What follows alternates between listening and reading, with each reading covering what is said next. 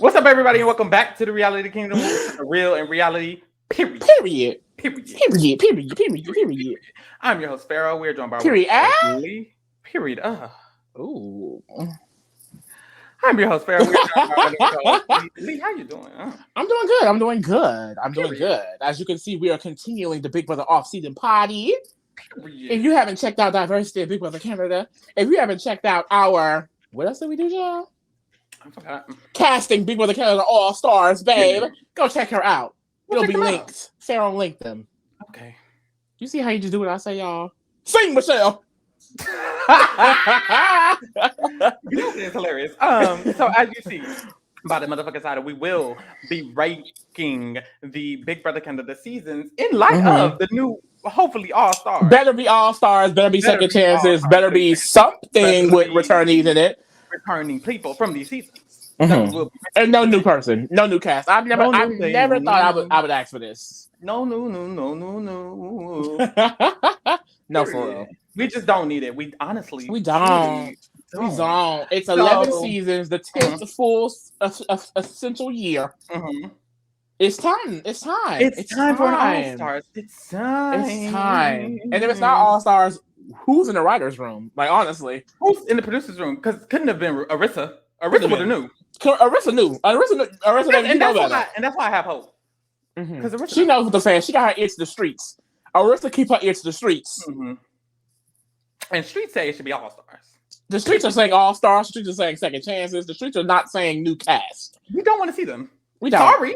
At all, actually. Anyways, y'all. So before we get into it, I want y'all to pause this video. Pause the video. Pause. Well, don't pause yet because you got to listen to what I got to say. Okay. So go ahead and rank the seasons of Big Brother. How many seasons has it been?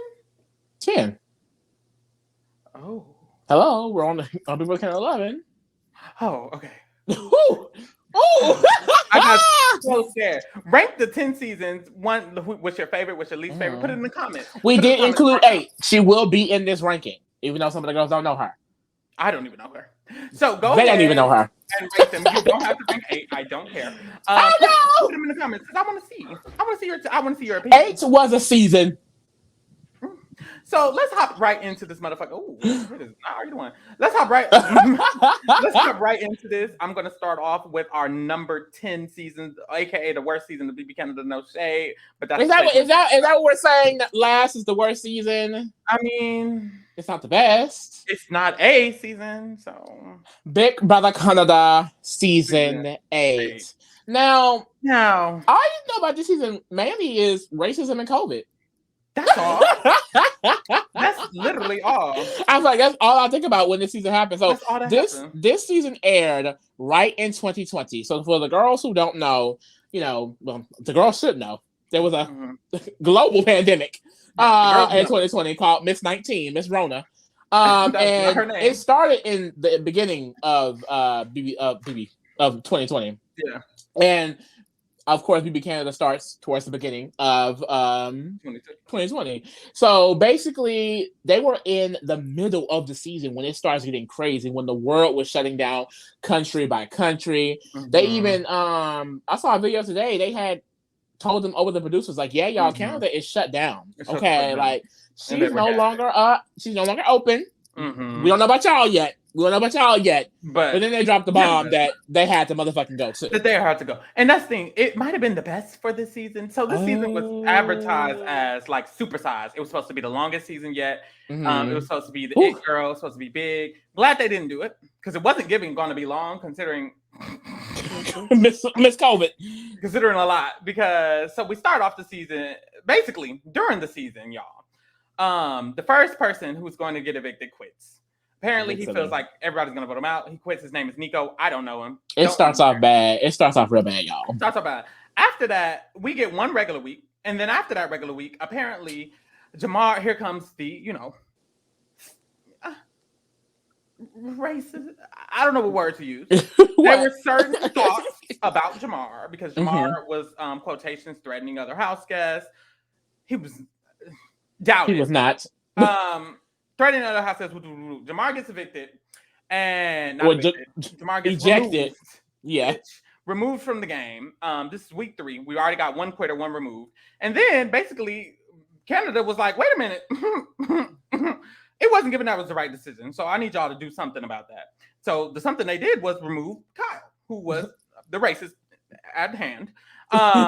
So Kyle and Jamar were both removed, and then the season was canceled because of COVID. Well, no, they gave him another week. They were like, okay, new week, week 4, reset. You know, we're still going strong. The same dude, Sheldon, won HOH again. Nominees were played. Vito was one. Damn. And then they shut it down. Well, yeah. So it wasn't going to be the longest season yet because Jamar and Kyle got ejected midweek. Yeah, no, they was already shitting on that twist. Like, it was for the better, probably. Yeah. Now, I feel bad though. I feel kind of bad that they never got a chance to play. Like, I honestly feel like I wouldn't be mad if All Stars did happen and they brought in, like, let's say they got a 60 player cast. Mm-hmm. They brought in 2 of them as like 17, 18. Because I feel like I don't need to see this entire cast play again. Like, we don't need to see them all come back, especially not Kyle. No more Kyles. But it's just like, it sucks because their opportunity was really ripped away from them, and then, I mean, they're just forgotten almost, you know? Yeah. Who? And that's scary. Like, there was like a reality check. It's like, yeah, no, she's real. I don't know. Yeah. Honestly, this season, I don't care to see them back because I didn't watch it in the first place. Heard it was bad. There was half of them was racist. And I mean, yeah, like I really have no personal connection to this season at all. Like, I don't know. I was not watching it live at all. Yeah, it was bad. Next, this is number 9 on the list. Mm-hmm. Boom. Now, I don't know if this is somebody's favorite.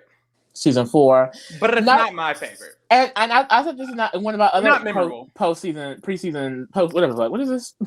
Postseason. What is this? Off season. I cannot think of it. Something. I said it one of our early off season podcasts. Like, this season, I mean, nothing really stands out for me in this season. Like, nothing really gags me necessarily. None of the people really. I mean, I know who Mother Levita is. And that's all though. So like, all we know is Mother Levita. All we know is Mother Levita. We got it. We got this season. There was a twist that somebody from another version of Big Brother. Yeah. So they brought in 4 international Big Brother US players. You have Jace from BB5, Big Brother US 5, some Veronica girl from Big Brother Italian. Big Brother Italy, and then Tim from Big Brother Australia, and Nikki from the BB UK. So they were all up for Canada's vote. Yeah, and then Nikki and Tim got voted in, and they also got voted in with immunity. So they were safe the first week they came in. So they come in. So that's that twist, and then we also have the brothers who eventually win the season. It's just 2 IRL brothers. Didn't win in the season. Enter the house separately at first as separate players, and then they announced to everyone, "Oh, y'all are brothers, and y'all are playing as the same person." So good luck. I didn't like the twist. Thought it was dumb. They ended up winning. Thought that was dumb. I hate the twist even more than the fact that they ended up winning. It's just like I feel like standout players who I feel like I would have loved to see win would definitely be a Joel or a Cassandra. It sucks, and even a Tim a little bit, even though I feel like he wasn't all the way in the game at times. But it's the fact that it came down to Kelsey and the brothers, and it's just like, I feel like they could have given it to Kelsey. Like, I feel the same way. I didn't understand that. These niggas was trying to nominate themselves. These niggas was walking around the house. They was arguing with each other. How y'all win each other? Like, if this is All Stars, we can skip with the brothers, babe. You might can skip the whole season because Cassandra was on 5. And it was just like this season. I feel like it was just twist on top of twist on top of twist on top of twist. Like we already said, we got the brothers. That's week 1.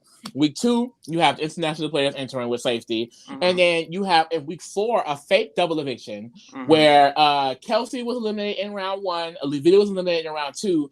They both got brought to a secret room. I want to say it was like damn near a whole week. They were in this room. Yeah, they had sound at certain times, but basically, by the end of the week, one of them had a chance to return.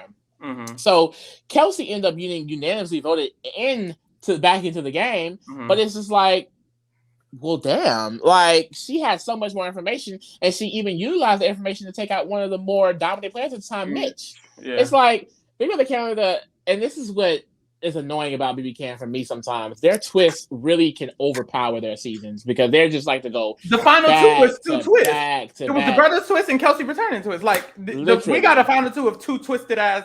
It's like okay, like I don't know. And season 4, it just the cast just wasn't standout. I did not give a fuck. Even Levita, she was that girl, but she's not that girl. I feel like that's thing. It's like, for example, you have someone like Levita. Like, first of all, Levita's iconic as fuck. I don't know. No one says Levita's a crack queen, and we have to stand. She won the first and third HOHs. Bitch is not doing that. Bitch is not doing that. Unless your name is Rachel motherfucking Raleigh. Okay. But and so she had the girls pressed. So I feel like that was a big moment. But then she gets cut at the fake double. And you have someone like Mitch who gets cut. You know what I mean? And then towards the end, I feel like some fan faves would be a Tim, a Joel, a Cassandra. They just went back to back to back because the brothers were winning everything. And I didn't say the brothers. I want to say it was Nick winning everything. And it's like that's even worse because it's like they're playing as one person, but these two people can both apply their attributes. It's just stupid. Yeah. I always compare like Big Brother Canada, like in general, U.S. television. They don't do the stunts and shows. Like U.S. television is very much, prime and proper. You get what you get. U.S., Australia, UK, bitch, they will do whatever in these shows. Okay, and BB Canada, because they use the BBUS format, I feel like it's interesting, but it really ruins the overall game because these type of twists work in a season where only Canada is voting on everything. They don't fully work in a season where the house determines what's going on. So I just feel like this is a season where these twists and turns really just made me feel like I'm not want to tune in anymore. I'm not interested. Yeah, this season was bad for Elmo. For me being Elmo, I did not want to watch it. Honestly, truly, it was not interesting. Especially when Levita went home, I was like, okay, I'm bored. It was just not. The gameplay wasn't eating. It was not dynamic enough gameplay wise. The cast wasn't dynamic enough.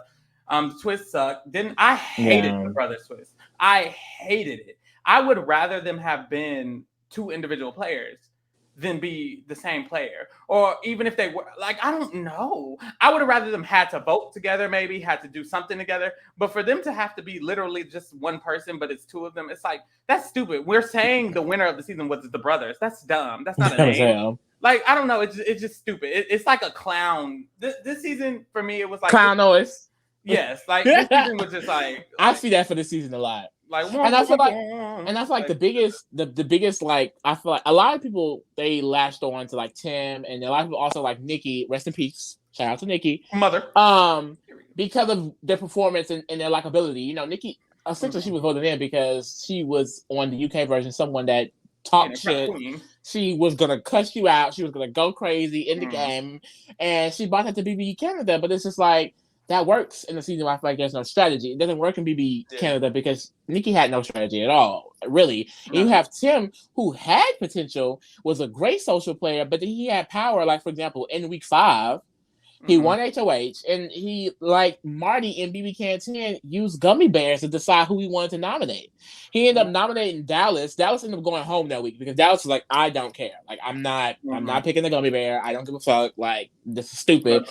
He ended up getting nominated. He went home. And it's just like, the thing, it sucks because Dallas is someone who he could have worked with. Then he just let the ally go because of stupidity. Like, he was not playing at all. And I thought, okay, he won HOH this week. He got some power. He'll make a move. He'll make a smart decision. But then he just reverts back to BB Australia way of nominating because of the shits and giggles. It's just like, no, like, that's not fun. That's not fun to watch at all. Yeah. So the season was a dud for me. Didn't like it. It's nothing. Let's get to the actual seasons. No. Oh no. The first two, I don't know what those are. Okay. Big Brother Canada season 7. Now, I wouldn't say this season was necessarily bad. I think a lot of Big Brother Canada seasons are kind of good. Like, we only have 10 to rank. So it's not like we're saying, I mean, I will say at this point, like the last two we just talked about, we don't know them. We don't know them. I say 7 and up. Everything we finna say up here is like, okay. These are seasons. Yeah. I see them. Now, Big Brother Canada 7, I don't think it was a bad season. I think all Big Brother Canada seasons are kind of good, most. And I just feel like this season, the reason I have it so low is because of what happened. The whole One Alliance running the game, especially when it's a group of men, who cares about men? It's like, okay, like we're tired. And it's happened before. It wasn't like this was the first time ever and we could really be enamored. It was the first time in Big Brother Canada, but it wasn't the first time in general. So it's like, okay, like this season mainly is just the pretty boys. Anthony, Mark, Dane, and Adam. You weren't a pretty boy or affiliated with them. You were not in shit. And I think since they were really chaotic, like they weren't the best players. It wasn't like as I feel like structured as maybe a Cookout or a Brigade, but it was just like they were also playing with a bunch of dumbasses to an extent. Like, so it was like there was no real opposition ever. Like I will not say that I personally I think they're great players. I do. Well, Dane and Anthony mainly, but I don't think the entire time they were playing clean enough to go unscathed the way they were. I think they were just playing with some duds. And I feel like I can compare this season heavily to a regular old BBUS season between season 16 to 21.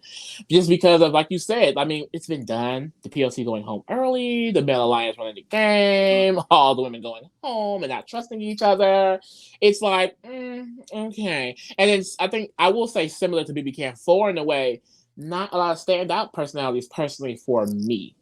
Like I was not enthralled by anyone really. Like I didn't really care for anyone because it's hard to root for dummies. I hate to say it. It is. It really is. Yeah, I agree. I fully agree. It's just tired out. It's just tired out as fuck. It's a bunch of people who weren't playing the game. And then you had the pretty boys, and even all the pretty boys weren't playing the game. So it's like, okay, because Mark wasn't doing anything. So we had 3 people who were kind of playing the game. Adam was really just deciding if he wants to be a man or if he wants to have a girlfriend.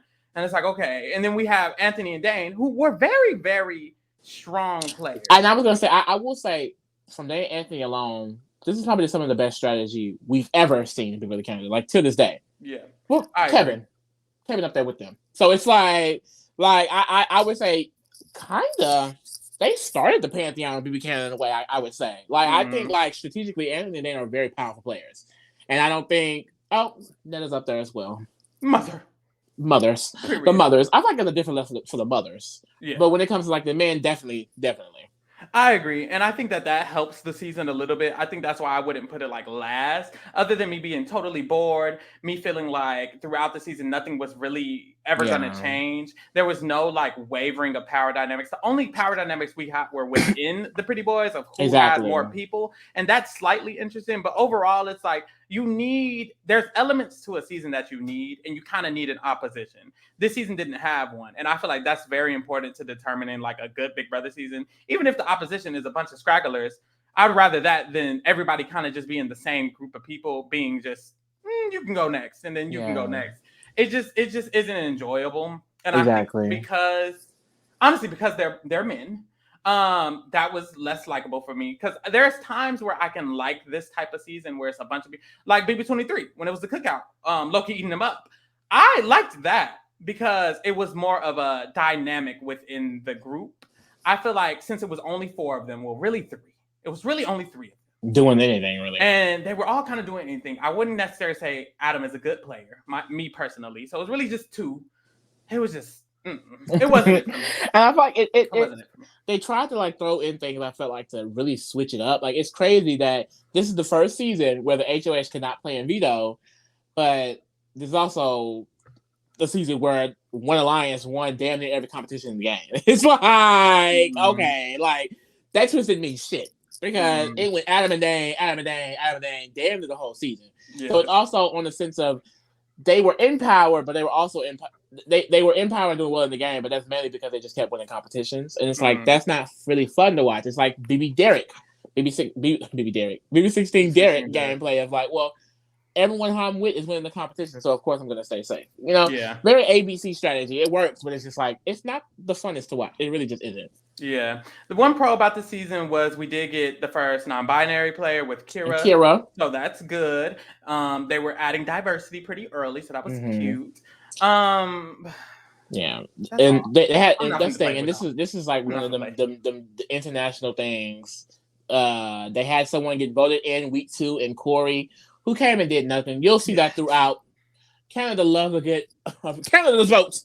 Love a good Canada's vote. Vote a random and it's not going to. I don't think any person that's been voted into the House has done anything, really. They need to Like, stop doing that. It does not matter. Probably one person who we're gonna talk about coming up, but it's like they usually don't do anything at all, and it's just like okay, you, and then it's like, and then what's crazy too is that like one of the very first twists was the fact that Canada got to vote on someone to come into the house early and kind of spy on people, and that was Damien, Daddy Damien. He literally comes in the house. He sees the Pretty Boys getting formed because it literally gets formed hour one, bitch. When I tell you, like the first 30 minutes of the game, he sees it and then nothing. Cricket. I mean, the amount of times I feel like it was very obvious that the Pretty Boys was running it or together, and no one connected it. I mean, I don't get it. I don't get it. So, anyways, y'all, basically that was it. I'm not going to get into no more tea on that.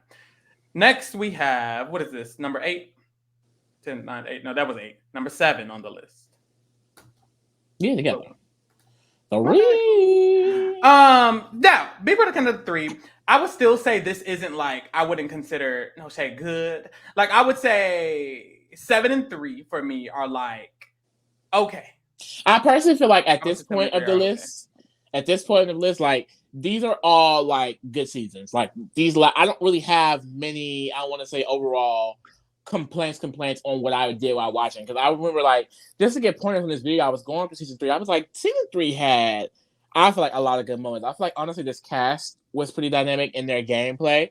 I think outside of the fact that the cool kids was made the majority most of the time, when it came to like decisions being made, when it came to like the elimination, like they would think outside of the box. I feel like that's mainly how you have a Sarah, a Brittany, a Godfrey, 3 players who were never really in the majority, all in top 4. You know what I mean? So it's like they were able to do so because the main people in the group were not always just sticking with the people that they had close relationships with. Like sometimes they would go and listen to what Sarah had to say. Sometimes Brittany would win a competition and now they have power that week. So it's like I feel like it did go in and out of like, okay, this could be a boring season, but then boom, it'll switch up here. Yeah. And it wasn't necessarily because of the twist. Like I think a big twist this season, which was the coup d'etat, pissed a lot of people off. But I do feel like other than that, it still had the dynamics of it all. Yeah. And I feel like what I don't like about BB 7 this season has,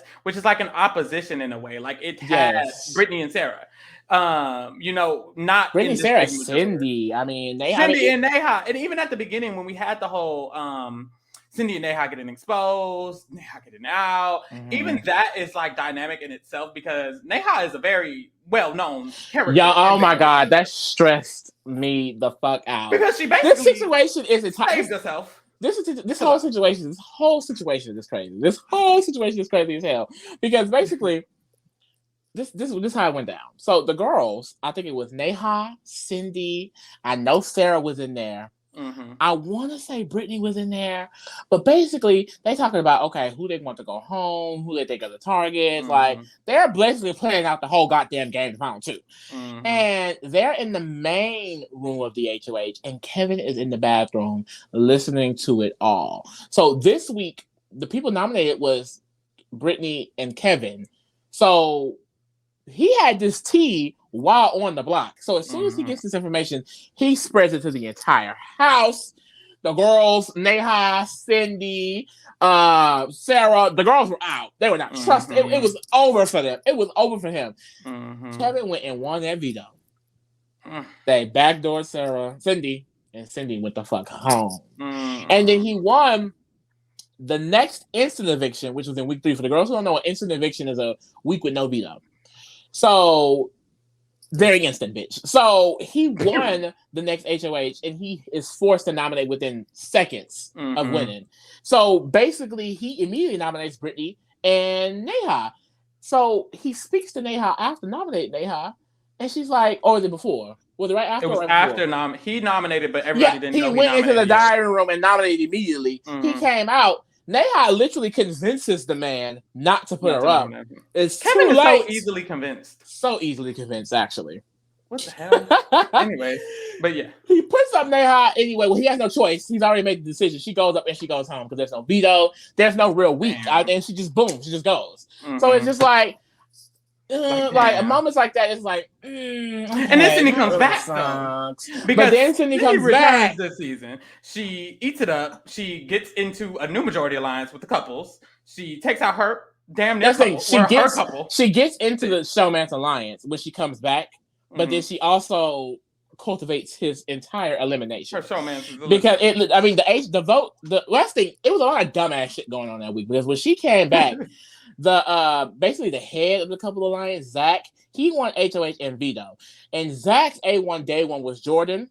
Jordan, he wanted to be chill town, low key, so bad. So it was kind of like, oh, we're the dynamic duo. We're gonna make big moves. We're gonna do. So even though Zach had HOH and veto, Jordan asked to be nominated, and after Zach won veto, he asked to stay on the block. So he stayed on the block. The vote was 5-4 for him to go. She ate it up, but then she also went home next. So it was bad. It was bad. I feel like it had a lot of ups and downs, but what kept me interested in this season, for the most part, I feel like it's like watching BB24. I mean, seeing Sarah and Brittany, and for a lot of people as well, Godfrey, just be able to persevere throughout the game, make it to the end without having these connections. I mean, it was really interesting because they were a trio, but also not really to a certain extent. Like, Sarah had her thing with Willow. She had a fun too with Brittany. They were working tangent with Godfrey. You know what I mean? Like when Brittany won her coup, that's how she also saved Godfrey. It was weird because they weren't a forward side, but they were in agreement, and they really rode it to the end. I was really happy when he chose Sarah, because Godfrey won the final 3 and chose Sarah, and then she beat him. But it's just like, I love that was the final 2. 2 people who I just like were just outcast from the beginning, never fully. Like, no one fully allied with them. No one fully trusted them. No one fully gave them information. They were always used as pawns. They were always just tossed aside, and they're both sitting in the final 2. Like, either way, you're going to have to choose the underdog to win this game. Exactly. And that's what I was going to say was like a pro of this season is the winner. Like, literally, or even just the outcome. The outcome of the season was a very, very much so a pro. It makes me feel like I put it above the other seasons. Because Sarah winning, that was like the first time we got that in Big Brother history, bitch. Like, she really was a different winner for the times in North American Big Brother. And it's like, her winning really, I don't know, it's special, especially for a lot of people, because that outcast just doesn't win. That type of player, the outcast, it's really, really hard for them to win. So her winning, it really, really, I feel like wrapped up the season to make it just better than what it would have been had somebody else won. So yeah, no, it definitely, really nice. If like say a Zach or even an Ashley, no shade, the girls loved some Ashley. And shout out to Ashley. Ashley won 3 vetoes in a row.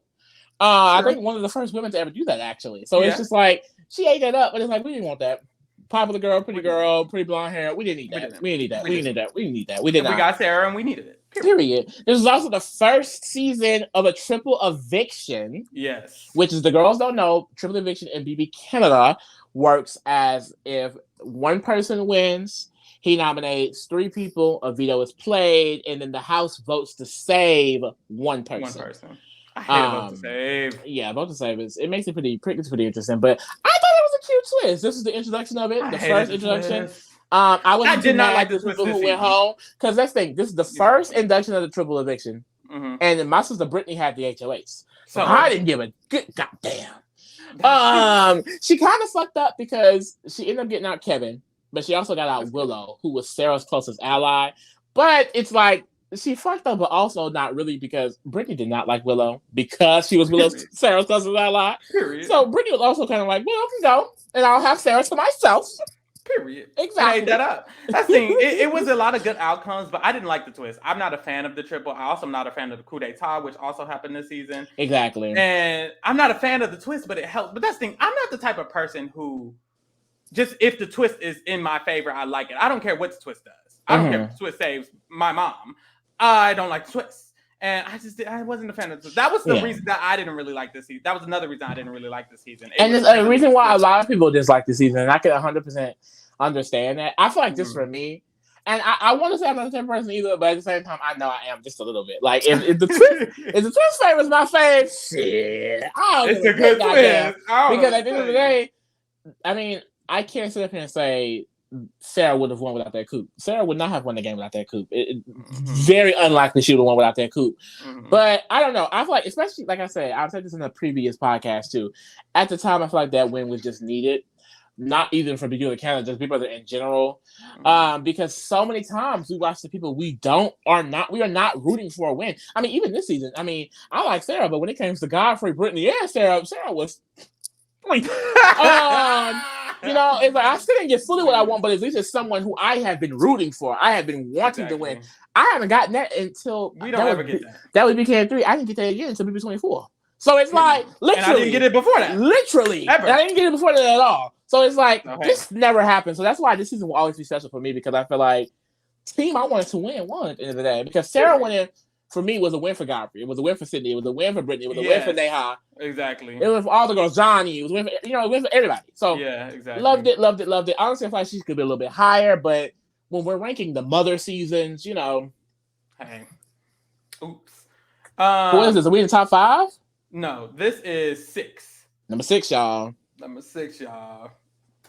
Boom. Ooh, honestly, OG. I wouldn't mind this being in the top 5 over number 5, honestly. You're right, honestly. But it's too late. It's too late. She out here. I'm sorry. So 6/5.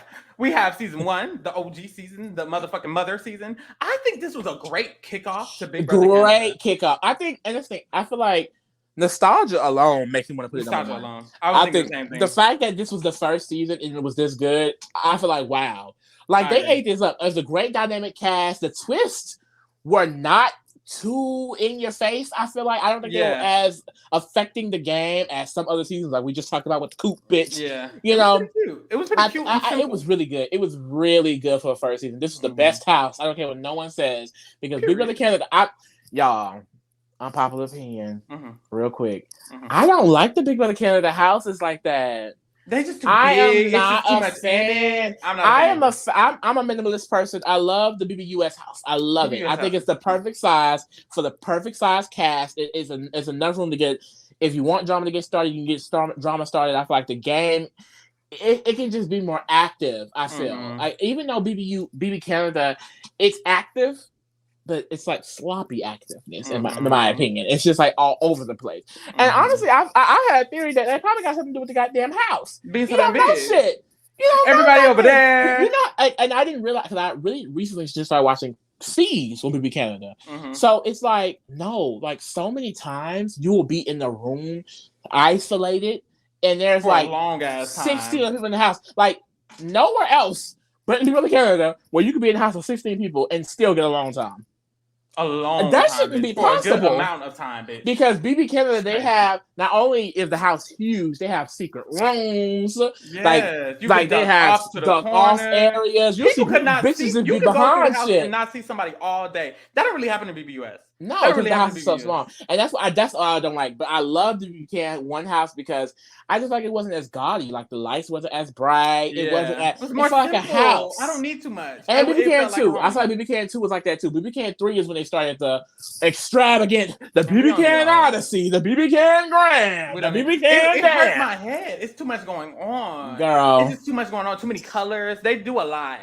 BB Can 1 was simple and dimple. I love the gameplay because it was season 1 for Big Brother Canada, but not for Big Brother in general. Yes. So it was still like simple kind of gameplay, but it was way more ramped up than a season 1 of a lot of other shows would be. You know what I'm saying? So we got this season, we started it off and there was Boys Alliance. Sick of those. Quattro. And that was Alec, Peter, Tom, and Emmett. They started off the season. They kind of wanted to run it. And then Alec and Peter wanted to be like Chill Town. They have inspiration. The Shield. They're the Shield. They wanted to be like Chilltown. And it's noted as the very first alliance in Big Brother Canada history. The Shield. It's Peter and Alex. So it's like, shout out to y'all. I mean, I guess. Obviously, Poppy and the King, Daddy Will, I fear. Oh, another good part of the season, it started off with the first HOH was the phone rang. Girl, like, first of all, Big Brother Canada gagged us on week 1. Like, you got gagged in week 1. Because literally the phone rang. Suzette answers the phone. Congratulations, bitch, you're the HOH. What? And it's like, ooh, that eats off rip. She wanted to target the men. She put up 2 men. She put up Emmett and Tom, who were in the fucking first alliance. And it's like, she ate that up. She didn't end up getting either one of them out.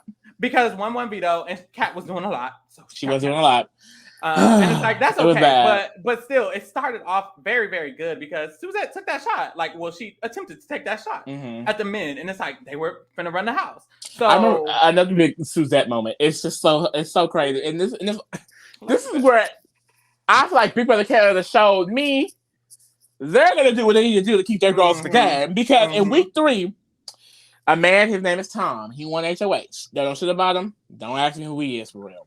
He put up, what was it? It was, I believe, AJ and Gary. Gary won veto, right? And so, or was it Suzette? It was Suzette. He put up Suzette and Gary. Gary won veto. So he put up, I want to say, AJ. So when he put up AJ, it's Suzette and AJ on the block for final nominees for Canada, right? They go to eviction night. Suzette is the target. Suzette is going home. It's time to vote. And Arisa says, well, Canada has been voting to save one of you. Suzette, get your ass up off that block. Period. And I was like, that's riggery away. Gag them. Now that's when you knew BB Canada was going to do anything. Do exactly what they needed to do. But guess what? I didn't care because that was mother. So that was safe. It's like exactly how I said. Sometimes there's some exceptions to the rule, the twist rule. Because if it saves someone, we're good. We're good. So he literally put this dude named Anil. That was sad. They read up Anil in her place, and Anil went home. And it's just like, oh, okay. I was annoying because I didn't want Anil to go, but Suzette Mother's Day. Like, I don't know. But it's showing really early. Like, Big Brother Canada, like, their twists are going to be different. Yeah. They're not afraid they're going to be camp, to save a bitch on eviction night. Like, this is eviction night. And then, and so we got that, and it's like, they're going to be camp. They're going to bring the juice. But then they was bringing too much juice. Yeah. Because we get further in the game, and at this point in the game, the house is kind of splitting. Topaz, The Shield, Alec and Peter, and Gary, and AJ mostly just Gary. The 4 of them are kind of bonding because Topaz has a showmance with Alec. Alec and Peter are The Shield, and Topaz and Gary are besties. So the 4 of them kind of have like some sort of camaraderie. Everybody else in the house, which is like 4 other people, are kind of all together. So we get this HOH. It's a pretty dynamic HOH because either Topaz can win or Jillian can win. They're on 2 different sides. It's kind of a split house, vaguely. Topaz wins the HOH. And then... So the first ever instant eviction. This is the first ever. Not a fan. It's dumb. You never give away the chance to play. Got Neha out. And Big Brother Canada does it way too much. Big Brother Canada has a lot of non-veto eliminations. Like, there was a reason we added the veto, babe. There was a reason the veto exists. I'm sorry. It's boring without it. So Topaz wins HOH, and she has to instantly nominate somebody. This is the first time this has ever happened, like Lee said. So she's in her HOH room, and they're like, you have to nominate people now. So think of it now. So she's thinking of it, and she's thinking out loud. This is an intense moment. She don't know what to do. This is the first time this ever happened. She starts thinking out loud. Why are they broadcasting? Oh, my God. Everything she's saying to the house guests. I just feel like that's just clearly unfair. Didn't like that at all. And that's why you really have to take what we say. Clearly unfair. Simple. This is simple. I guess we should do that disclaimer now. It's 30 minutes in, but when we say simple, we mean by Big Brother Canada standards. Simple, because which is crazy. This is one of the most simple seasons, and that's a twist. Like, that's crazy. So everything she's saying is getting read out to the house guests, being broadcast to the house guests. You should never broadcast unknowingly someone. This is Big Brother. And I feel like it made me feel like, okay, like, is this what Big Brother Canada? That's that, and that's what I'm saying. That's that UK, Australia shit. You can do that when it don't matter over there. It doesn't matter over there. Topaz is now a target and can go home and get nominated by the people in the house, not Canada, because of this. And it's just like, so basically, this kind of solidifies the sides of the house that I was vaguely talking about. Topaz does, and it sucks because Topaz was this HOH, so she can't play the next one. Now they know her tea. So she takes out whoever she needs to take out. The other people who weren't involved with Topaz's little group created an alliance. It's the 4 of them. They make the East Coast Alliance. So that's Tyler, Jillian, Emmett, and Andrew. Wait, guys. Andrew wins the next HOH. And after this, that alliance just keeps winning HOHs. They take out everybody on the other side. Gary goes home, Topaz goes home, Peter goes home, Alec goes home. However, but it's mind you, the 4 of them make it to Final Four. That's the gag. The 4 East Coast Alliance, they make it to Final Four. And Big Brother Canada says, Oh no, yeah. Canada has been voting again because one thing about Canada, they're going to vote. They show up to the polls every time. So and someone is coming back in final safe? 5. Is he safe at final 5? I don't believe he is. Let's look. He's back, babes. Gary comes back in the game. He comes back. He comes back as soon as Peter gets evicted. No, he wins the next. He wins the next POV because they nominated him. Period, Gary. He came back eating. So Gary comes back in the game, and it made the game more likable because it was getting stale. It was getting stale. Yeah, because let's just be honest, that was a alliance full of white people. I wanted Topaz and Gary's alliance. And Jillian and Emmett was winning goddamn everything. So it was like, okay. Tyler was getting dragged. Andrew was annoying. Literally. So Gary comes back, he eats it up, and he literally makes it all the way to final 2 after that. And he wins the game. He wins the game. That's it. Okay. Unfortunately, it's not. Some people might think he wins the game. And then you get the iconic Topaz moment. We talk about it all the time. She's in a string grab. Arissa, Arissa. Don't do this to me. Don't do this to me right now. Wait. Someone switched it. Wait. Don't do this to me. There's nothing I can do for you. There's nothing I can do. There's nothing I can do. Don't do this. I made no. Wait, no. It's funny, right? Okay. Oh my god. So the girls who don't know who didn't watch the last video, you need to watch it. One. Topaz is Gary's closest ally. They had an alliance in the game. They work very closely throughout. She loves him.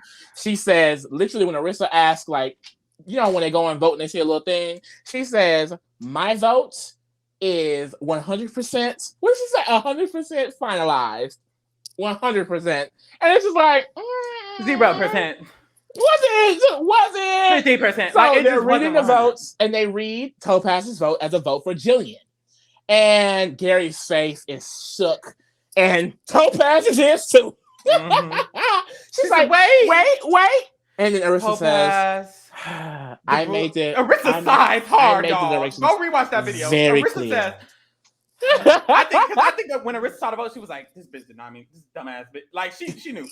She knew. Like, so Gary ended up losing the season. No, he did not.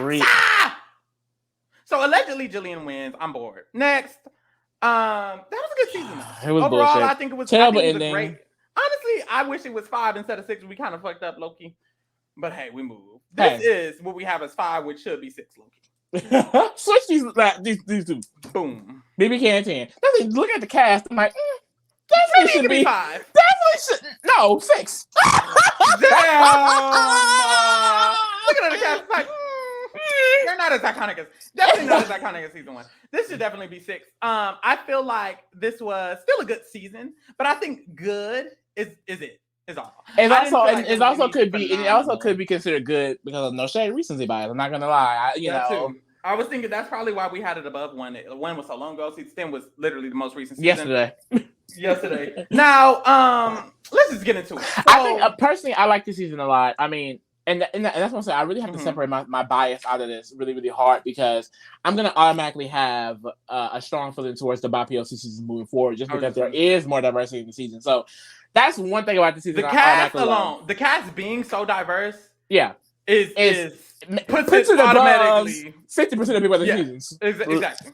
So it puts it above for me already. The diversity is amazing. It's immaculate. It forces new type of gameplay. And this forces is like dynamic gameplay. This season, dynamic as hell. But BB Can 10 just in general, like back on that, like when it comes to the diversity, I mean, this is over 50%. And dark representation. They're not getting blonde hair, blue eyes girls. They're getting almost everyone in this cast. Had dark hair, brown skin, dark colored eyes, kinky hair, curly hair, wavy hair. I mean, Stephanie's the only blonde one in the cast. Who? Second boot, babe. like it was crazy. I don't know what to tell you. So the cast alone eats. They got 2 non-binary players that eats alone. They got so many black people, so many POC that eats. They got representation from the representation is busting out the ass. Okay, like so that alone puts it above a lot of these other seasons. Period. Because a lot of them other seasons was a bunch of they're giving palm colors, and that's fine for them. But good for them. We're in 2024. But for us, 2023. You don't even know what year we're in. Don't. Don't. So it was really good. Now, the reason why low-key should be below season 1. Kyle was in this season. And you know what happens when we get Kyles? Y'all know what happens when we get Kyles. What the fuck is wrong with Big Brother? They should have took the hint the first time. No, because Big Brother keep casting them. They keep casting them, keep casting them, keep casting them. All Kyles are raised by racists, and therefore they are racist. Oh. Well. So Kyle in this season, there was, first of all, we started it off. It was cute. We had some alliances forming. There was the first 4 alliances that didn't really stay together. Then we had the Savage 7 alliance. That was Gino, Herman, Josh, Kyle, Moose, Summer, Tanisha. Very diverse, so we thought, but maybe it was too diverse for Kyle. So very too diverse for Kyle. Kyle started getting scared. He felt like they were racist. And we've been through this multiple times. If you want to see the tea, go watch our BB Can 10 coverage, because we're not going to go over it all with you. He was racist. He felt like he was racist. He split the house. It was white people on one side, the colorless people scattered, because they were not all together. But all the white people grouped up. They decided they need to get all the people of color out, minus Helena, but kind of still Helena, because they didn't trust her, but they did. And then that's kind of how the season went. And it's like, that left a bad taste in my mouth. Yeah, and it happened very quickly. Like this is something that happens week 2. And it was starts to split. It's never okay for this to happen, but it happened in Big Brother 24, and I wouldn't say that it caused an unfairness to the game, because people weren't on board as much. Exactly. It kept the game fair for people like Taylor, you know what? And Monty. But you know what? Unfair. But you know what? And I'm about to be shaky a little bit. I'm about to be a little shaky. Okay. I feel like the main reason why it didn't go through, like you said, it wasn't people who were on board. Like you have Michael and Brittany, who were close with Kyle, but the whole time they were like, well, we're cool with Taylor. We know we have Taylor on our side and things like that. And also when it came to just reaching out to people, I mean, he was kind of stuck because there weren't that many white people in his situation. It really just was not. Yeah. So, I mean, he really didn't have that many places to go, but I feel like in BB Can 10, a lot of like Marty, JC Lynn, Gino, these are all pretty passive people, similar to a Turner in a way. I feel like if they had several Turners in BB24, it would have happened, because they would just went with the flow and been down for the ride and just did it. Yep. And I feel like that's what was the issue with BB Can 10, because you have people like JC Lynn, Gino, who isn't thinking about the game at all. Marty, who isn't thinking about a lot of things wrong with Marty. So it's like, and you have Kevin, who is someone who is like, I'm going to use it to my advantage. So it's like, it was room for it to grow, where BB24, it just did not have that room. And it caused unfairness, I feel like, to half the cast. I feel like Herman, Tanisha, Summer, Betty, Moose, all the people who were there when it happened didn't really have a fair chance at the game. The only person who kind of had a fair chance was Josh, because of his connection with Kevin. And it's like, that was just because Kevin's that girl and he decided to allow Josh to be in his circle. And it's like, had he not done that, it still would have been bad for Josh too. And so it's like, I feel bad about that. And what I love though is that even though it turned out, I feel like, worse than we did in B24, the Kyles both got their comeuppance. They did, because literally, Kyle, he wins the week 3 HOH, and he decides this is when he fully creates his white brigade plus Helena against everyone else. Even though Kyle knows Moose IRL, he believes that Moose and Herman are somehow playing him cookout style and are working behind his back, even though they're telling him they're not. So he literally, his goal is to get out Josh that week. First of all, he goes through several people he wants to nominate, pisses off half the house, majority of the house. But the final 2 nominees eventually ends up being Stephanie and Josh. And so his mind, he's thinking, oh, well, everyone's getting out Josh. Like, of course, I'm talking to the right people. People are lying straight in his face. Him thinking all the PLC are working together. I don't know what made him think they would vote out Josh instead of Stephanie. He thought. Like the issue was that he was wavering through so many things that week. So he was like, this is happening, but then it might not be happening, but he already nominated. So it got to a point where it was like, well, people are just on the block. So he has to just go with the flow and hope for the best. Yeah. And the best did not happen for him, because Josh stayed damn near unanimously. Like literally, Kyle thought it was going to be 6-5, 6-4. I mean, this week was crazy, because even his closest ally and Marty slipped on him this week. I mean, the entire house voted to evict Stephanie, except what, like J.C. Lynn and Gino? It was literally everyone except J.C. Lynn and Gino. then Gino went to the next HOH and was like, well, and took out Kyle. Thanks to Summer, mother. And this is my thing. The reason it left such a bad taste in my mouth is I feel like it directly affected like multiple people's games. I hate that. Like Moose. But Moose's game being ruined was 100% from racism. Tanisha's game being ruined was 100% from racism. And Herman's game being ruined was 100% because of racism. And that sucks. 3POC got out solely because of racism. Back to back. Rather than just the natural flow of the game. And that's very annoying. But also, and getting to this power struggle at that, too. I mean, the first situation is Herman, where the most diverse alliance of the season was created. Mm-hmm. And then it goes Marty, Kyle, Gino, Jess, Marty, Gino, Marty. So, and I've been watching the season thinking, oh shit, these niggas cannot win. Literally, the blacks cannot win. And they're not working together. Even if they did win, it wasn't a guarantee that they was going to not. It was not. It was just very distasteful. It left a bad taste, which is why it's number 6. Yeah.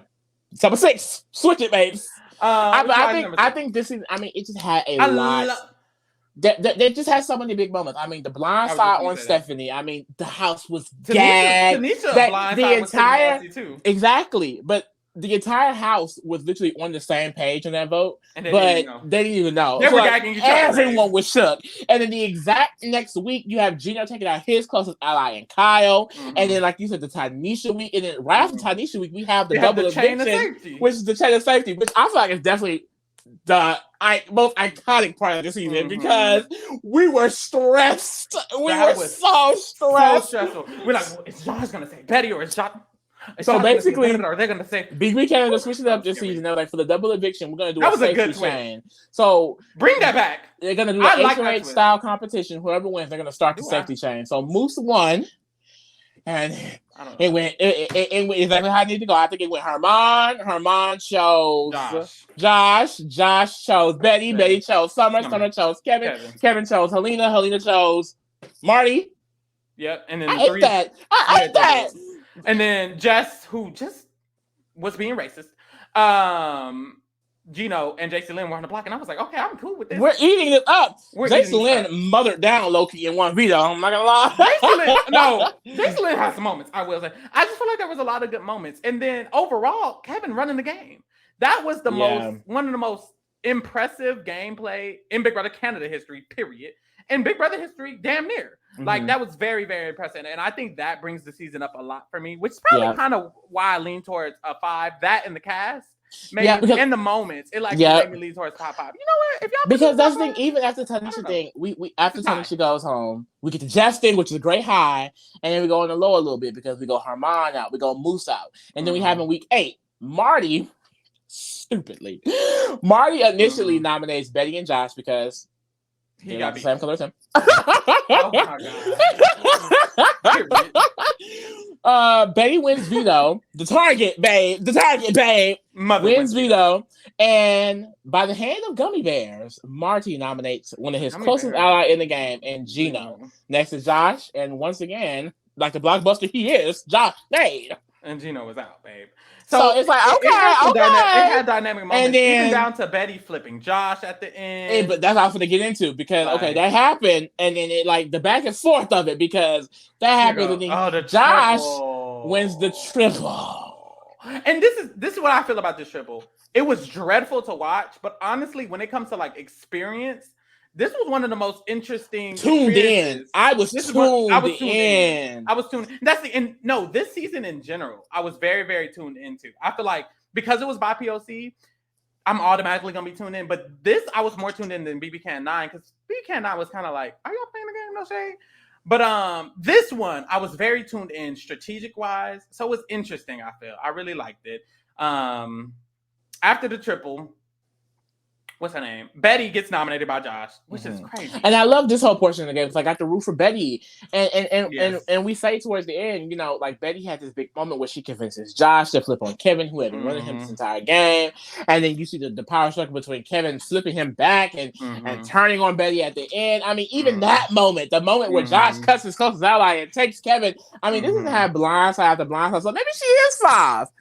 Maybe she's fine. That's what I'm thinking. And Kevin winning is just amazing for, I feel like, Big Brother Canada history. He only won one competition. I feel like he's setting a tone to the game that we need. Him and Taylor winning so close together. They're setting this new tone.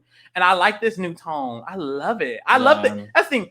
Even though it had such negativity with the racism, this and BB24, I feel like I like the tone they're setting in terms of gameplay. Yep.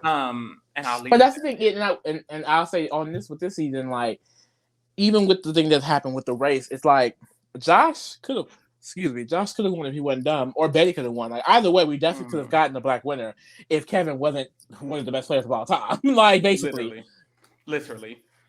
What is this, number 4? Boom. BB cancel. Bow. Big Brother Canada season 2 or whatever. So this season was first of all, it's right after season 1, so we're still fresh with Big Brother. That OG era. And I feel like this showed, for me at least, that Big Brother Canada can have the strategy to it all. Yeah. Because season 1, it was new. People were still learning the road. But this season, we got like strategic queen Netta. Period. And she kind of set the tone for the fact that Big Brother Canada, we have strategy too, baby. And I really like that because her running this season, basically, it expanded the world for Big Brother Canada. Because Big Brother Canada 1, there were so many gimmicks. The Topaz thing happening, Gary coming back at Final Four is kind of like, oh, okay. But I feel like this made Big Brother Canada seem like real. It made it seem like, okay, wait, this is still a real Big Brother show that Big Brother fans can watch and enjoy.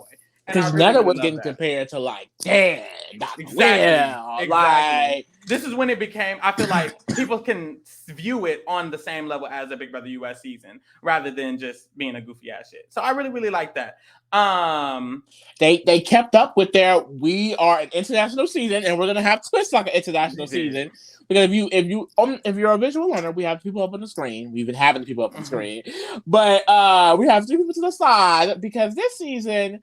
After the first evictee, they had 3 people go into the war room, where this is the first time they have people able to watch the game without listening and just can see them talk and make connections. So these 3 people in this room, Allison is the girl's name. She eventually gets voted in. And then the other 2, I can't really remember their names. Sorry to those men. No shade. They got to watch them basically play the game. I want to say it was like for a whole week. So week 1, it was a regular week. No one was in yet. By the end of week 1, they were introduced and they got to watch all of week 2. And by week 3, one of them was voted in. And that happened to be Allison. Unfortunately. Yeah. She also got voted in with a secret power veto. It's like, okay. And this season also had the Canada's HOH. She also got immunity for a week, which is insane. She was given veto immunity for the week. It was bad. Or did she win? No, actually, I think she won. I think she found veto later on. No, she found came in with it, or she. I have written down she came in with it, but I would not know for sure. Yeah, no, she found it. She found it during. Okay, so she's just a mother on her own. Period. There's that. This season also had Mother Iko. Having Mother Iko alone is enough. So at the beginning of the game, we had. Girl, wait. I'm sorry. She came in. The secret veto was in the room that her ass was already in. So I mean, they gave her a veto, and she got to watch them for a week, and she came in. So this season was being run by the first 5 alliance. Who was that? That's Kenny, Andrew, Sabrina, Arlie, and Sebra. So that was going to be. They literally were the first 5 in, and they stuck together. Like I would say, the first 5 weeks down there? Yeah, because week 5 first 5. And this is a twist. We need to get. America needs this. We need America's HOH. Like I love this. Canada's HOH. She stepped in and she put the big foot down because the first 5 were terrible. All of them were terrible. They were evil people. I hated them. It was nasty. You got Sabrina and Rochelle playing the fuck out of Ika and Netta and they face down. Like, it's just, Like, literally, Rochelle and Sabrina are the downfall of Ika. Because before we get to Canada's HOH, Ika gets eliminated. And before Ika gets eliminated, Mother shreds those motherfucking letters. Okay? They offer her $5,000 to shred the letters. She gets to doing her job. The girls are mad. But what caused all of that was when Topaz was HOH. Not Topaz. Ooh. Ika was HOH. It's okay. They kept playing. They was playing in Topaz's face. They was playing in. So Queen's getting played in their face back to back. I was getting confused. But Ika had HOH, whatever. She was pissing some of the girls off because she wanted to keep Paul safe. I think Paul still ended up going home, but she wanted to keep him safe, and she was just doing things that was making people upset. And so Sabrina, someone who was in the Girls Alliance and the first 5, she went back and snitched on her ass, and that girl went home next. Lord. But before she shred the motherfucking letters, okay? And her legacy still lives on. To this day, babe. You're going to know about those. That letter trends, those letters getting shredded trends on Twitter every week. Every week, bitch. I saw it on TikTok. I was like, I was on TikTok now. The girls know. It travels through apps, babe. The newer app gets the new the tea. But that Canada's HOH in week 5, it finally broke up the first 5, and the game flipped. We saw the lights. And this is where we see Mother Netta born. That's another thing. Mother Netta being born this season is enough. Ika was born this season. We got the two baddest bitches of Big Brother Canada. The 2 baddest bitches in Big Brother Canada history. We got that in this season, bitch. So that was enough. After this, Netta and John run the game. We get that iconery. Honestly, Netta being iconic is enough for this season. Carried the season, ran the game, and then her getting cut at the end. That's kind of iconic too. I'm here. It's iconic. It's iconic. It's memorable. Everyone knows that it moment. It put a stamp on the season. This season, like I said, I just really feel like this season made Big Brother Canada like real. Like this is a show. Even that moment, it's like what? Even that moment, yeah. Like okay, because that's a huge move. I mean, we don't really see that in BBUS like that. The only time we saw that was in BBUS 5, really. And BB 17 a little bit. I guess you can kind of, but yeah. So I think overall this season was pretty dynamic. I love the power shift. That's a big power shift. Yeah. To go from that first 5 to what eventually happened. That also makes me really like it a lot. But y'all, let's get into the top 3. The big 3. Don't need the big speed. Boom. Now. You see Mother in the middle. Mother Latoya in the middle. Off rip, just the cast alone ate it down. This was the first by POC season, so of course I was going to be tuned in. The cast was amazing. This reminds me of, like, for me at least, Big Brother 20 kind of, Big Brother 23 kind of, where when it comes to likability of the cast, baby, I like everybody. Like, everybody's bringing something. We had Julie Vu come in, eating it up for no fucking reason. We had Austin and Bray Bray. We had Rohan eating it up. We had Keith. We had Tai Tai. We had Latoy Toy. We had TT. Like, baby, it was good. It was good. I mean, being a Black person watching this show, it really is the first time I get to watch Big Brother, where people who look like me are in power, are in majority alliances, are actually able to win the game. To just play the game, period. This is gives us our first Black winner in Tyshawn, first of all. So that alone made it. That alone, bitch, this should be number 1. It should be number 1. No shade. But hey, I don't know. There's other people. But no, I mean, that alone really just I'm always gonna have a connection to the season based off that. I mean, so many good personalities, and the fact that we got that without a cookout. The girls want to get scared about a cookout, like, baby, no, he just ate it up. And I feel like I feel like what happened with alongside the BIPOC era is they changed the competitions. And they kind of changed the twist of the game. Yes. So this season, the twist was, it started off, they were on 2 different teams. They were going to play as teams for the first couple of weeks, but lo and behold, it was only 1 week. And that was fine because I feel like not only have they changed the twist, they've changed how they approached it. We don't have to have this twist. Even though we wanted it to be 4 weeks, we saw the game. We saw how the gameplay was wrong. We let it go away. Yeah. BB Canada, I think seasons 9 and 10, they definitely, they're not doing that clown shit no more, okay?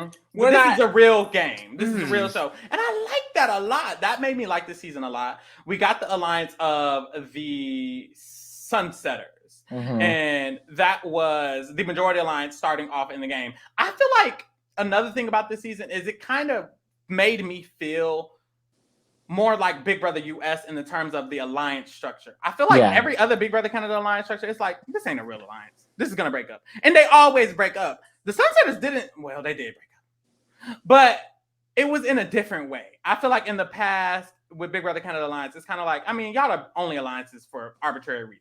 This was a group of people. They wanted to work with each other. They created the alliance. They liked each other. It was Tashawn, Jetson, LaToya, the big three. The big speech. And then it was Kiefer, the big four, Beth, and Tina. The big four. And then Beth and Tina. And then it was Beth and Tina. And it's like they made this alliance. It was very dynamic. They were running the house. And then what else? What another dynamic part of it was the other side of the house created an opposing alliance. Yeah. And it's like, has that ever happened to Big Brother Canada? Like an actual opposing alliance to the big alliance was created. Like you have someone in Victoria. And that's what happens when you get diversity, bitch. You get diverse gameplay. You get good gameplay. And that's the thing. People were shitting on the gameplay. It wasn't like, it's not Kevin Martin, and it's not Netta, and it's not Mother Ika, but Kevin Jacobs. Kevin Jacobs. Let that be known. Jacobs. But it's still dynamic because everyone is playing. What I love about the BIPOC era is that, let's just say it, POC players play the game. Whether that's Kaylin in the season where the white people was running it, whether that was Ika when she was shredding letters, they was getting her out, whether that was Topaz, we're going to play the game no matter the season. Even if at the bottom. More of us, we're going to play the game. So this season, we got one of the first seasons where everyone was really playing. You can't name a floater in this cast. I mean, even the first evictee, Julie Vu, the first trans house guest. Literally, I mean, she was playing night one, bitch. I think one of the first alliances, her, Brayden, and Austin.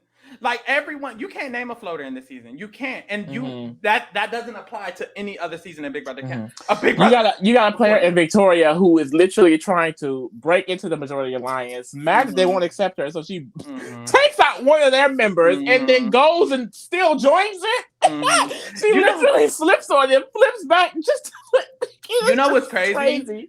Since the BIPOC era, floaters don't exist no more.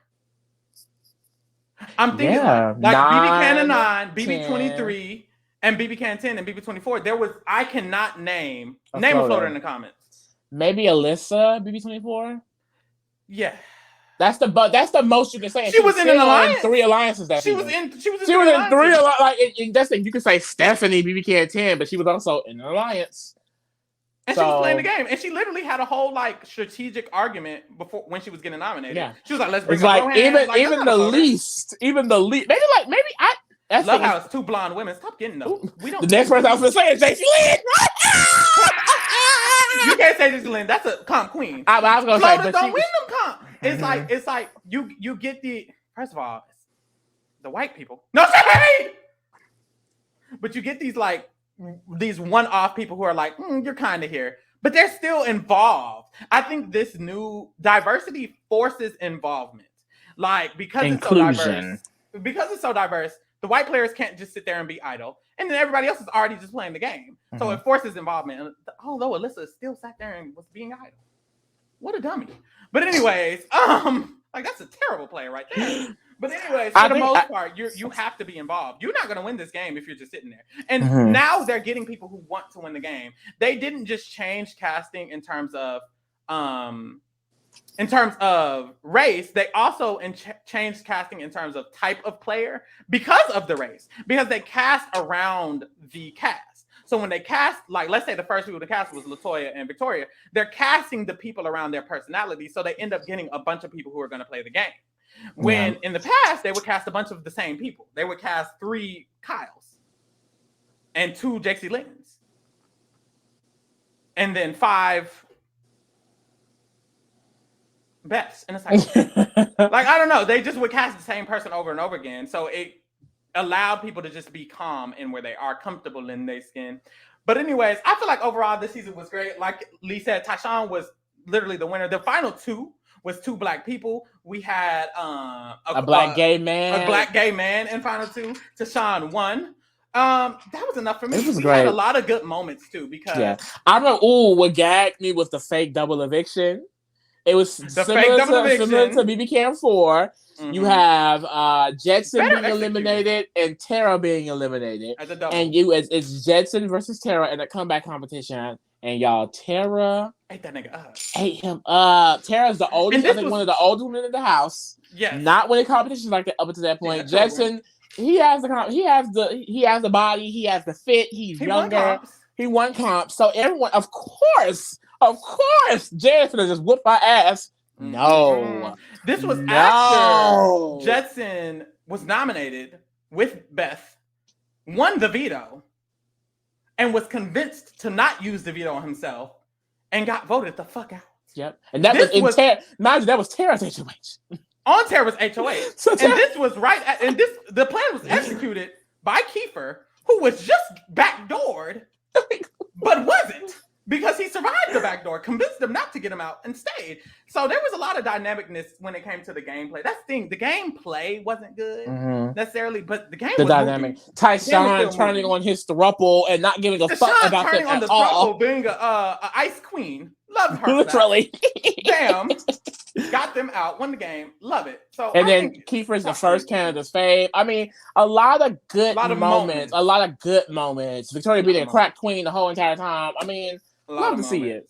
And I think it deserves top 3. I do too. I think it deserves top 3.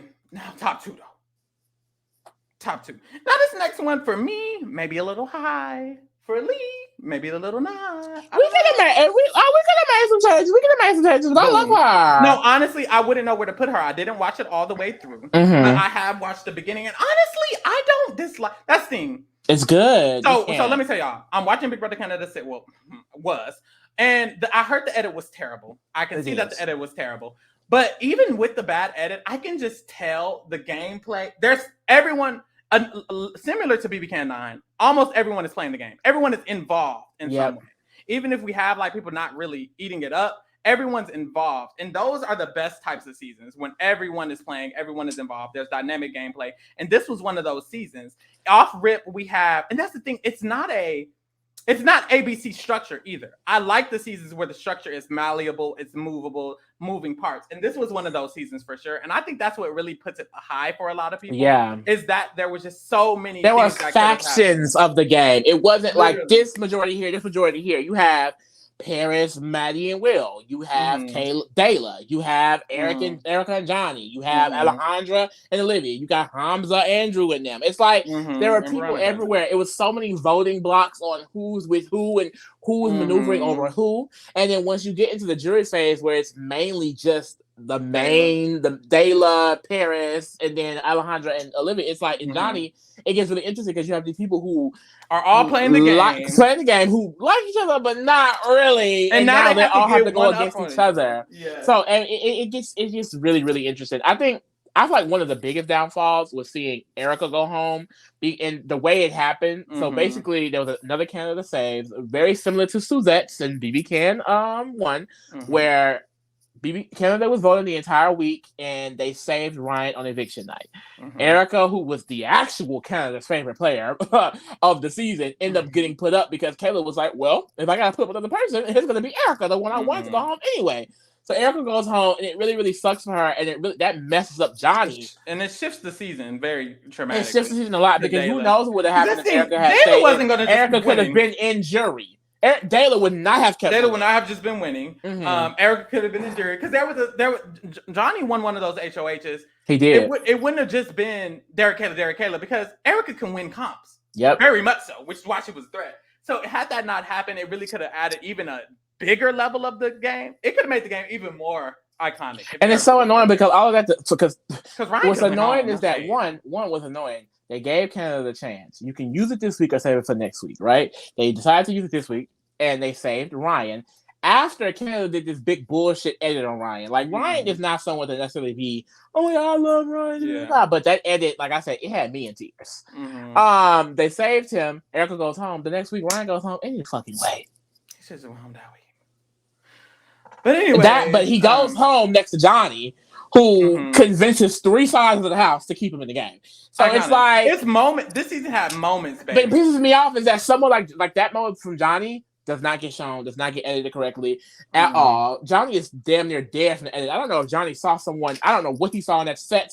He didn't piss somebody off in the editor's room because Johnny got no respect. I mean, even that, the finesse that week, Johnny was damn near out. The week before his closest ally got taken out, Derek, who is Kayla's closest ally, wins HOH and veto. He's on the block. Yeah. Everyone knows he's a threat to win because he's been winning everything, and they still keep him, all assuming he's gonna work with them. And the editing gave the credit to Alejandra, who granted is a good player, but she didn't save Johnny that week. Johnny saved himself, and they did not give him that credit for that at all.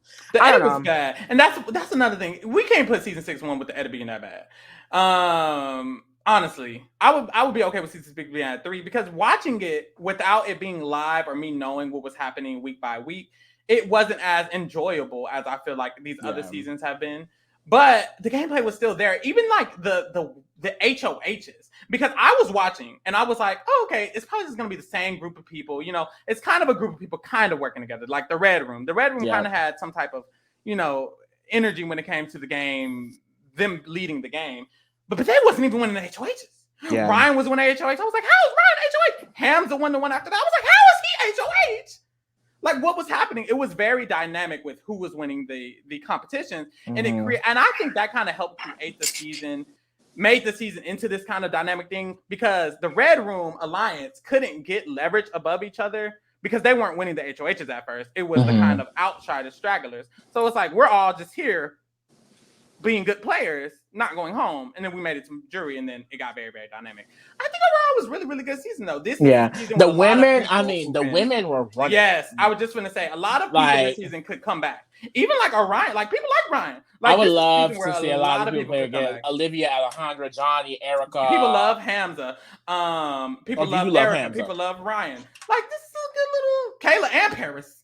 And the final two, I think that's the reason why this season is so high for me because that I was just gonna say like that final two, and then the whole retrospect of it of knowing Kayla and Paris had this final two. They went back and they were going back and forth this entire time. They made the final two together. Both of them are strong, strategic, smart women who ran their games. They got themselves to the end, and that's what cultivated this big yelling match between both of them. Literally, because it's like they both know what the fuck they did. They did this shit. And that's the thing. Like now that I'm thinking about it, the seasons where it has like powerful minority groups running the game, of course I like it more. Like by the women running this game made this be in top 3.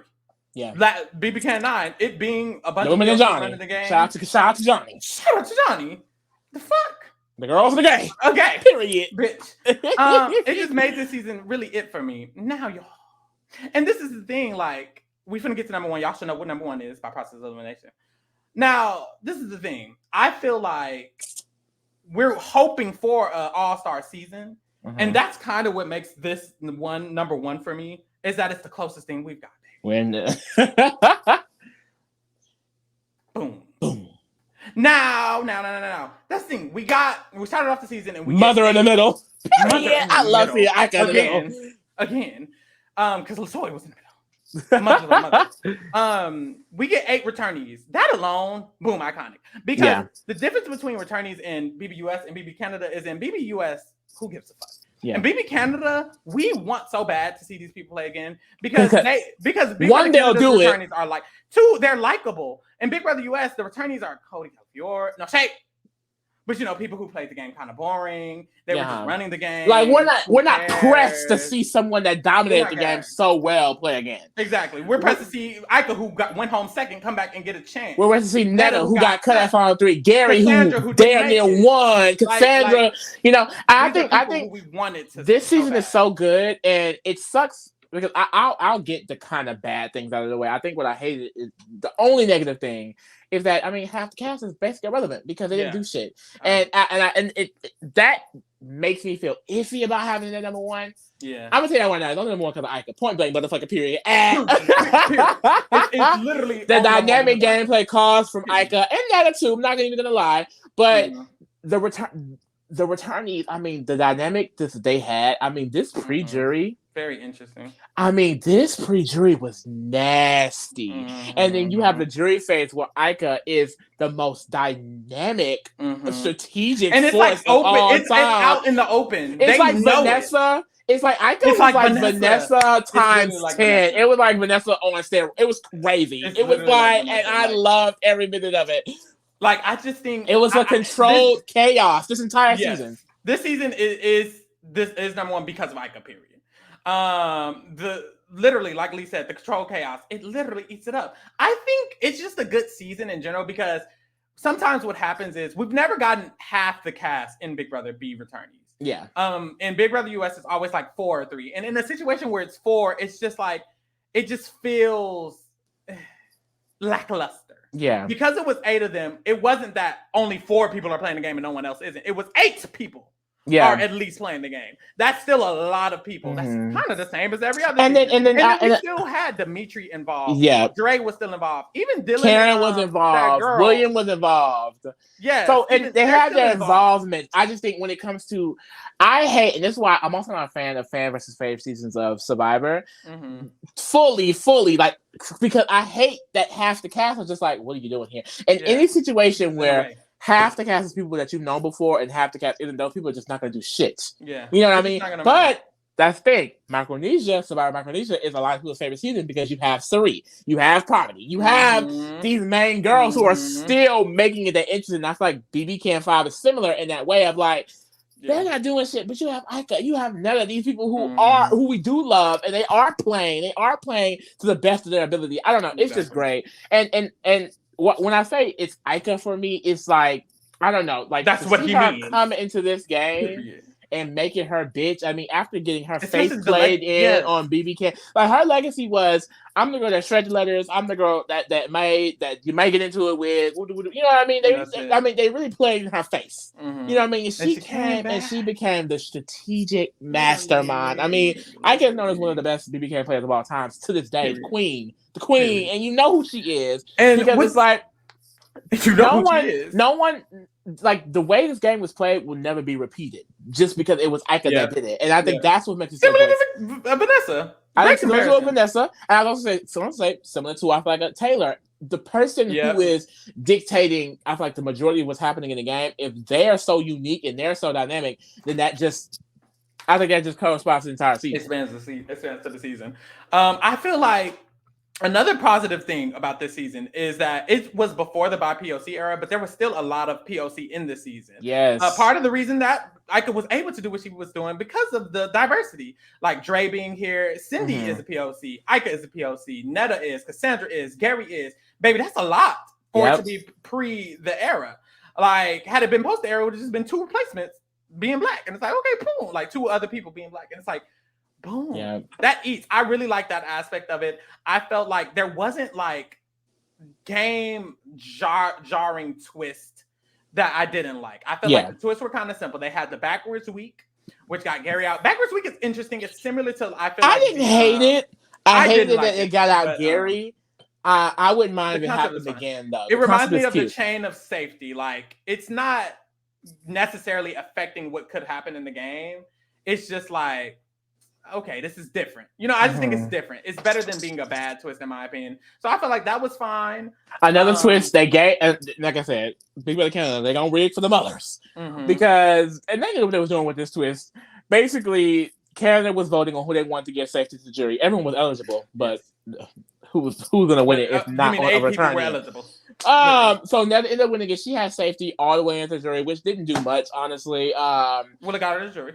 It got her the jury, but it's like mother was getting the jury anyway. Let's be honest. But then that leads to the iconic, the best double moment eviction in Big Brother history. Baby. The best double eviction moment. The best moment. Iconic. Where I could convince Cindy to get out Netta. Damn near. Netta's closest ally. They go into the double eviction. Cindy wins her first HOH. She's new to this. She's been rocking with Netta and the veterans this whole time. She's thinking, okay, this is just smooth sailing. What are we going to do? She knows there's been tension brewing between Netta and Ika, but she's been trying to play in the middle. She wins this HOH, and she feels obligated to take one of them out. Something's got to give. Something's got to happen. Which she honestly shouldn't feel obligated to do none of that shit. She should have got out. Anybody else. She should have definitely left Netta, and that's what I think. When I think about the game, I think if there's people who clearly hate each other, why are you taking out either of them? Because Cindy's downfall, had Netta been there, would not have happened. Yeah, at least not that fast. Because Netta would have had to get out. Yeah, before Cindy, and that's why I feel bad, because it's like I can really use the fuck out of Cindy to get out Netta, and it wasn't even like. But it wasn't even like I'm actively just gonna get out Cindy next. It was more so like, well, I'm doing other things. I promised my safety to other people, and oops, you're not that person. So thanks, but no thanks. Bye. Like, you get the iconic moment of Dre trying to turn on Netta, and that's even iconic. And when she tries to turn on Netta, I just get mothers confused. Dre trying to turn on Ika, and Ika's like, baby, if you take a shot at the queen, you don't miss. Don't miss. Kevin, dumb ass. Literally using veto on Ika. This is Kevin Martin, big moment. You remember earlier I said Kevin Martin? That wasn't Kevin Martin. This is Kevin Martin. Right. Every big moment this season is Ika. Dimitri winning 5 competitions and 5 HOHs, and Ika winning every last one. I mean, basically winning them to save Ika. Like, we literally broke records this season. Dimitri winning the 5 HOHs. Karen making the final 2 is iconic because we don't usually get older women in the in game. Her also taking out a male for the first vote. The first time it ever happened in BB Canada history. It was a lot of history in this moment in this season. Kevin winning, honestly, I wasn't the biggest fan. Terrible ending. But that ending alone makes me want to, after doing the list, it could be 3. No shade, because that pisses me off. Kevin winning is like, but honestly, even Kevin winning is kind of like, I mean, he was a kind of like what? So I think we need more seasons of Big Brother Canada so we can actually when next season is All Stars, it's probably going to #1. Period. And All Stars, All-Star season, a second chance, and all returning season of Big Brother Canada is automatically the best season of all time. Point blank. Period. Definitely. Period. Yes. Mm-hmm. Because this season, even and the example I use, half the cast was not playing. It's like the half that was playing better than literally any 16-player cast we've had. So, hey, I'll take what I can get. Whether it could be the first boots all coming back. I don't know. Big Brother Canada, I'll just take it. I'll take whatever it is. I'll take it. Yeah, I better get Ika. I don't know how much. Because the rest there. I don't care if you gotta pay.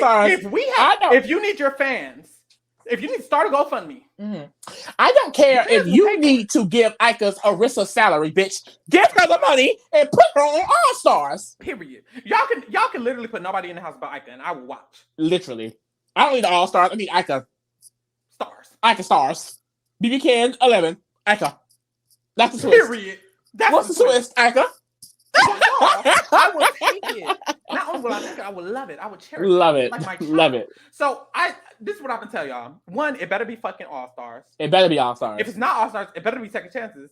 And if it's not Second Chances, I better be on it. You got 3 options. Simple. You have 3 options. If you actually, I can be on all 3 options. But if you can't give me the first 2, the first 2 are options. Is a requirement. That's a requirement. And if y'all don't have that, then you can keep it. Why is it coming out in 11 season? If season 11 is newbies, y'all can have it. Oh, the shoes? The shoes that you gave me? Here. y'all can have it. We don't want it. We don't want it. We don't respectfully, Arissa. We don't want it. If you drop the cast, we can't and we won't. Big Brother Canada producers. Arissa, if you drop the cast, what is the accent? If you drop the cast, and Ika's not on it, give it back. Undrop the cast. If you a mama, don't give a damn, and you ain't got your baby, do you got your mama? Ika's the baby. I don't know what to tell y'all. I just don't know what to tell y'all. Make sure y'all comment what you would rank the Big Brother Canada seasons. Comment yes or no if you think this next season is going to be All Stars. The answer is yes. Like, share, subscribe. Make sure you give this a big thumbs up. Make sure you subscribe to us if you haven't yet, because we will be covering the entirety of Big Brother Canada 11, whether it's All Stars or not, unfortunately. Hopefully it is. So stay tuned or whatever. And also stay tuned for our next off-season podcast. Next Tuesday we will be posting. And like I said, it's going to be every Tuesday where we'll be posting Big Brother Canada recaps. Big Brother Canada 11 recaps every Tuesday. Bitch, be there or be square. I know that's the fuck right. You know? Period. We out.